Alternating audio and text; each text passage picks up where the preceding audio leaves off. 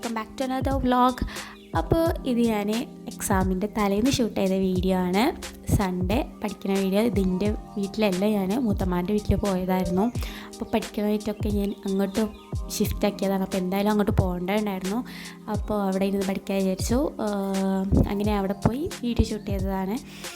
അപ്പോൾ എല്ലാവർക്കും മൺഡേ ആണ് എക്സാം തുടങ്ങുന്നത്.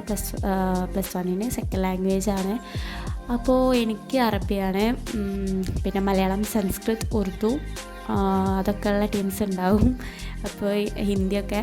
അപ്പോൾ ഞാൻ അറബിയാണ് പഠിക്കുന്നത്. അറബി സിമ്പിളാണ്, ബട്ട് ലാസ്റ്റിലേക്ക് പോകുമ്പോൾ 8 മാർക്കിൻ്റെ 6 മാർക്കിൻ്റെ ഒക്കെ എസ്സേ എഴുതാൻ ചോദിക്കാറുണ്ട്. അവിടെയാണ് ഏറ്റവും കൂടുതൽ പെടുക. അപ്പോൾ എല്ലതും പഠിച്ചു. ഞാൻ എസ്സേ നോക്കാറുണ്ട്. പിന്നെ ടഫാവില്ല എന്ന് പ്രതീക്ഷിക്കുന്നു. കുറേ പ്രീവിയസ് ഇയർ ക്വസ്റ്റ്യൻ പേപ്പറൊക്കെ ചെയ്തു. മീൻസ് അതിൽ ഏറ്റവും വലിയ വിറ്റ് എന്ന് പറയുന്നത്, ഞാൻ ക്വസ്റ്റ്യൻ പേപ്പർ പ്രിൻ്റ് എടുത്തു. ഫോണിൽ നോക്കേണ്ട മടിക്ക് ഞാൻ ക്വസ്റ്റ്യൻ പേപ്പർ പ്രിൻ്റ് എടുക്കാൻ കൊടുത്തു. PDF-ൻ്റെ ഹെഡിങ് കണ്ടിട്ടാണ് ഞാൻ പ്രിൻ്റ് എടുക്കാൻ കൊടുത്തത്.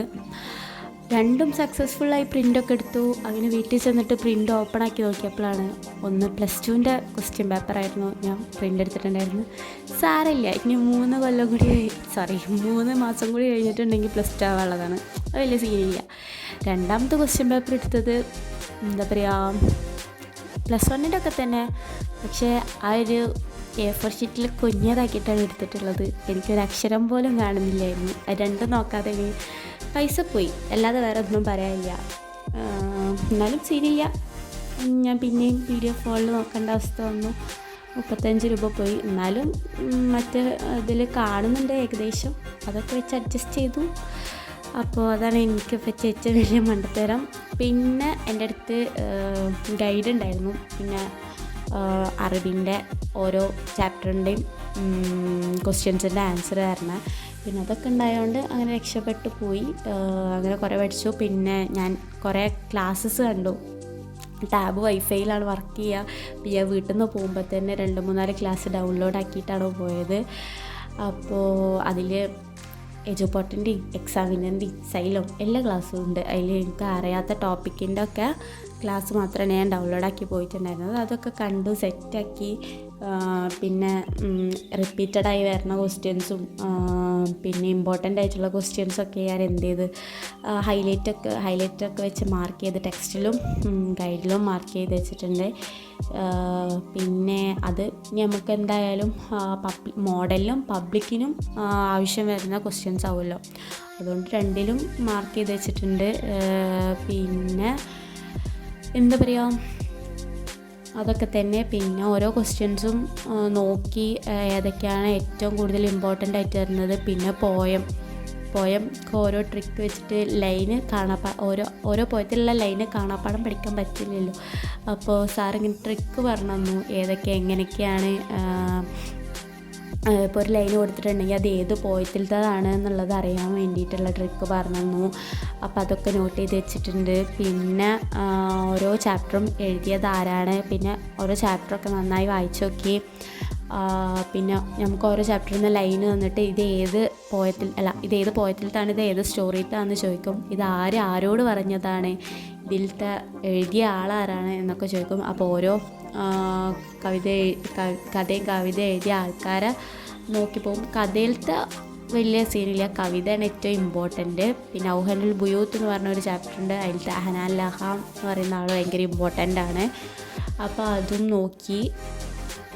പിന്നെ ഏറ്റവും വലിയ മടിയെന്ന് പറയുമ്പോൾ വലിയ essay ക്വസ്റ്റ്യൻസ് പഠിക്കാനാണ്. നമ്മൾ ഈ തല പഠിച്ച് വരുമ്പോൾ ആ തല മറന്നു പോവും. അത് സ്വാഭാവികമാണ്.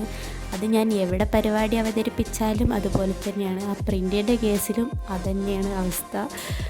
പിന്നെ പുലിമുരുകനിലെ ലാൽ സാറ് മറ്റേ പായ മടക്കി വരുന്ന പോലെ അതേ ഒരു അവസ്ഥയാണ് എനിക്കിപ്പോൾ ഉള്ളത് essay ക്വസ്റ്റ്യൻ പഠിക്കുമ്പോൾ.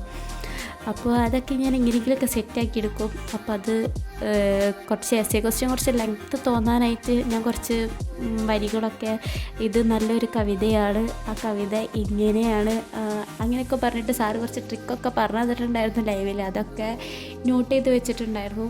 അതൊക്കെ വെച്ച് എക്സാം നമ്മൾ തകർത്ത് എഴുതുന്നതായിരിക്കും ഇൻഷാ അല്ലാഹ്.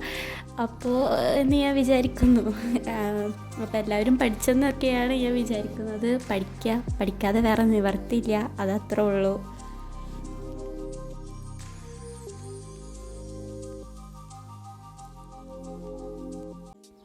ഇപ്പോഴും ഞാൻ ആ പ്രിൻ്റ് വെച്ച് കളിക്കുന്നത് എന്താ വെച്ചിട്ടുണ്ടെങ്കിൽ, ഇപ്പോഴും ഞാൻ പ്രിൻ്റത്തെ ക്വസ്റ്റ്യൻസ് നോക്കിയിട്ടില്ല, അതിൻ്റെ അടുത്ത് തന്നെ വെച്ചിട്ടുള്ളൂ. അതൊക്കെ കഴിഞ്ഞതിൻ്റെ ശേഷമാണ് ഞാനത് പ്രിൻ്റ് ഒന്ന് തുറന്നു നോക്കിയത്. തുറന്നൊക്കെ അവിടെ വെച്ചിട്ടുണ്ടായിരുന്നു, പക്ഷേ അതിലത്തെ ഒരു ക്വസ്റ്റ്യൻ പോലും ഞാൻ വായിച്ചു നോക്കിയിട്ടില്ല. ഗൈഡ് നോക്കി ബുക്കൊക്കെ ഒന്ന് വായിച്ച് ക്ലാസ്സൊക്കെ കണ്ട് കഴിഞ്ഞതിൻ്റെ ശേഷം ഓരോ ക്വസ്റ്റ്യൻസും നോക്കാച്ചിട്ടാണ്. അപ്പോൾ അത് നോക്കുന്നതിൻ്റെ ഇടയ്ക്ക് ഫാൻ്റെ കാറ്റുകൊണ്ട് പാറും. അപ്പോൾ അതൊക്കെ ഒന്ന് അടുക്കി കൂട്ടി അപ്പുറത്തേക്ക് മാറ്റി വെക്കും. അപ്പോൾ അതൊക്കെ തന്നെ. അപ്പോൾ ഗൈഡും ടെക്സ്റ്റും വെച്ചിട്ട് കമ്പയർ ചെയ്തിട്ട് എന്താ പറയുക, ഇമ്പോർട്ടൻ്റ് ആയിട്ടുള്ള ക്വസ്റ്റ്യൻസൊക്കെ ഗൈഡിലും ടെക്സ്റ്റിലും ഹൈലൈറ്റ് ചെയ്തുകൊണ്ടിരിക്കുകയാണ്.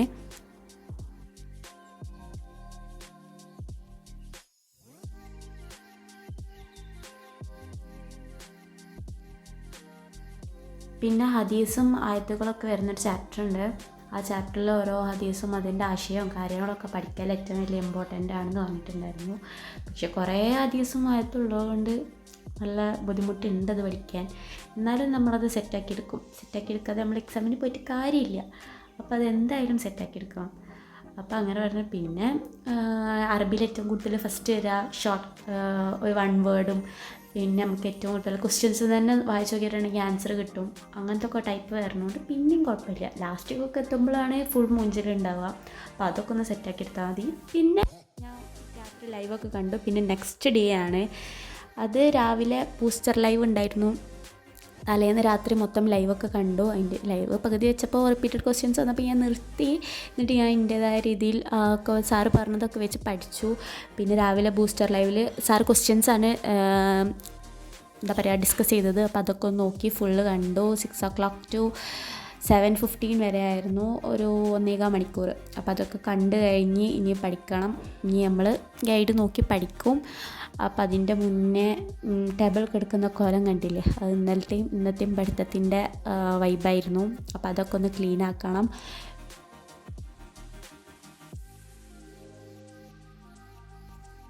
പിന്നെ ഏറ്റവും വലിയ ഇമ്പോർട്ടൻറ്റ് കാര്യം എന്താ വെച്ചിട്ടുണ്ടെങ്കിൽ, നമ്മൾ പരീക്ഷൻ്റെ ടെൻഷനിൽ പോവുകയാണ്.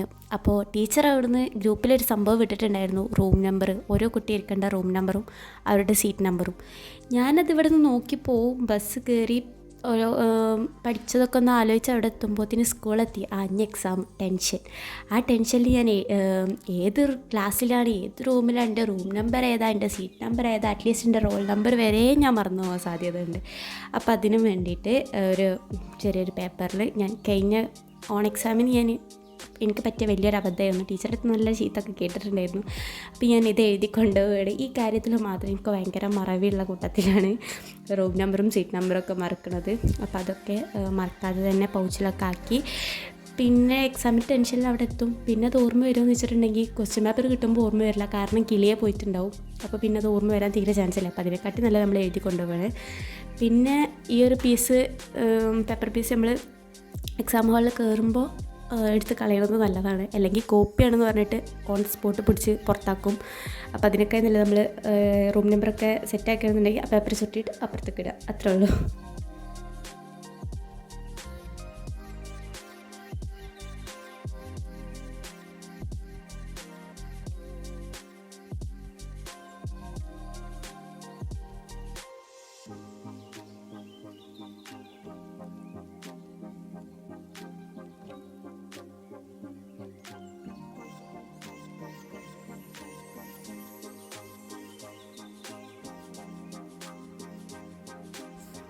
പിന്നെ എക്സാം ആയാൽ മാത്രം ഇമ്പോർട്ടൻസ് ഉള്ളൊരു ബാഗാണിത്. പിന്നെ എന്തെങ്കിലും ബുക്ക് ഉണ്ടാവാത്ത പരിപാടി ഉണ്ടെങ്കിലും ഈ ബാഗ് പുറത്തിറങ്ങുന്നതാണ്. ഇത് എൻ്റേതല്ല, ഉമ്മാൻ്റെതാണ്. അപ്പോൾ ഇങ്ങനെ അധികം ബുക്കൊന്നും ഇല്ലാത്ത സമയത്ത് എക്സാമിനും ഉള്ള സമയത്ത് എൻ്റെ ഫ്രണ്ട്സ് ഏറ്റവും കൂടുതൽ കാണുന്നൊരു ബാഗാണിത്. പിന്നെ അതിലോട്ട് എടുത്ത് വെക്കുന്നത് എൻ്റെ എക്സാം ബോർഡാണ്, പിന്നെ ഗൈഡും, പിന്നെ ആ ഗൈഡിൻ്റെ ഉള്ളിലൊരു പേപ്പർ ഉണ്ടായിരുന്നു, ഇങ്ങനെ അറബിയിലെ ഇമ്പോർട്ടൻറ്റ് സെൻറ്റൻസ് എഴുതി വെച്ചത്.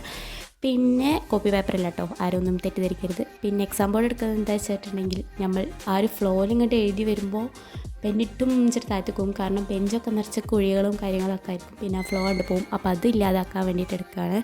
പിന്നെ നമ്മൾ റിച്ച് ആണല്ലോ, അപ്പോൾ ബസ്സിന് കൊടുക്കാനുള്ള പൈസ അതാണ്. പിന്നെ ഇത്രയും നേരം പൈസ ഉണ്ടെന്നൊന്നും വിചാരിക്കരുത്, എൻ്റെ ഫ്രണ്ടിന് കൊടുക്കാനുള്ള പൈസയാണ്. മൈദമൈലാഞ്ചി അടിച്ചിരുന്നു, അപ്പോൾ അതിൻ്റെ പൈസ കൊടുക്കാണ്ട്. അപ്പോൾ അതിൻ്റെ ആണ്. അപ്പോൾ അത്രേ ഉള്ളൂ ഇന്നത്തെ ഈ കുട്ടി വ്ളോഗ് എന്ന് പറയുന്നത്.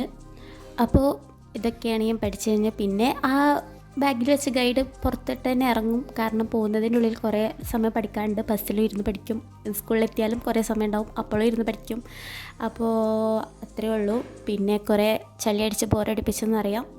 അപ്പോൾ ഇനിയും ഇതുപോലുള്ള വീഡിയോസിനായി നിങ്ങൾ ലൈക്ക് ചെയ്യുക, ഷെയർ ചെയ്യുക, സബ്സ്ക്രൈബ് ചെയ്യുക, നിങ്ങളുടെ വിലപ്പെട്ട അഭിപ്രായങ്ങൾ കമൻറ്റ് ചെയ്യുക. ടാറ്റാ.